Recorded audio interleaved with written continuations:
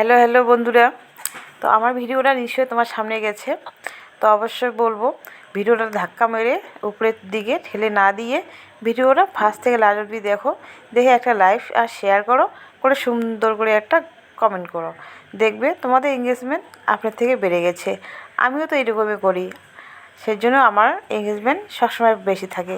আমার সবসময় সবুজ থাকে, কারণ আমি সবার ভিডিও ভালো করে দেখে সুন্দর করে লাইক, শেয়ার আর কমেন্ট করি। তো বন্ধুরা, তোমরা আজ থেকে ওইটাই করবে।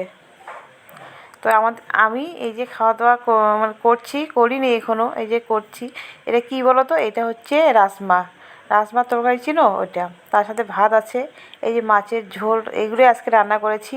আর বাড়িতে তো আমি আজকে মেয়ে ছেলে নেই, বাড়িতে গেছে, তোমাদেরকে আগেই আমি বলেছিলাম।